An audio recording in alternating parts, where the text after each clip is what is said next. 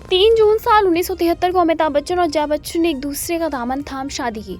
कुछ दिनों के बाद दोनों की शादी को 50 साल पूरे हो चुके हैं और जया ने बिग बी से शादी की तब वो 25 साल की थी। दोनों आज बॉलीवुड का आइकॉनिक कपल हैं।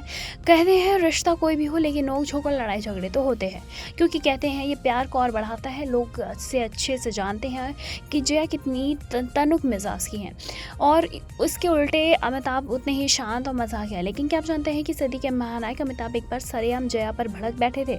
दरअसल अमिताभ बच्चन और जया बच्चन के प्यार के किस्से के बारे में लोग जानते हैं, लेकिन दोनों के आपसी मनमुटाव की खबरें कभी घर से बाहर नहीं आई। लेकिन दोनों की लड़ाई जब सुर्खियों में छा गई तब बिग बी ने मीडिया के सामने जया पर नाराजगी जाहिर कर डाली और इसी कारण फिर रेखा ही थी माजरा। दरअसल अमिताभ और रेखा के बीच क्या रिश्ता रहा, इस मामले पर कभी बिग बी ने तो बात नहीं की, लेकिन रेखा ने हमेशा इस रिश्ते को कबूल किया है। शादी से पहले उन्होंने रेखा के साथ अपने चैप्टर को बंद कर दिया, लेकिन उस रिश्ते पर सवाल कभी बंद नहीं हुए।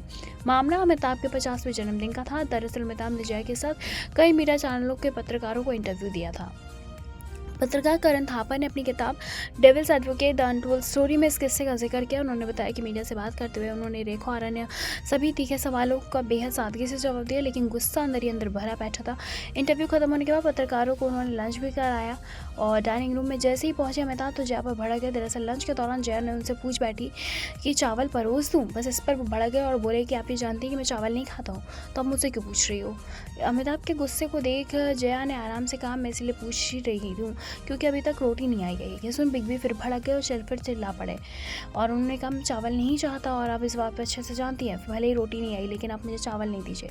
आपको मेरी बात क्यों नहीं समझ आ रही, आप वो क्यों नहीं समझ रही जब मैं आपसे कहना चाह रहा हूँ। हालांकि बाद में गुस्सा शांत होने पर उन्हें जया को डांटने का पछतावा भी हुआ। फिलहाल आपकी क्या राय है, कमेंट करके ज़रूर बताएं। ऐसी तमाम लेटेस्ट खबरों को जानने के लिए जुड़े रहिए हमारे साथ, तो देखते रहिए नेक्स्ट लाइव।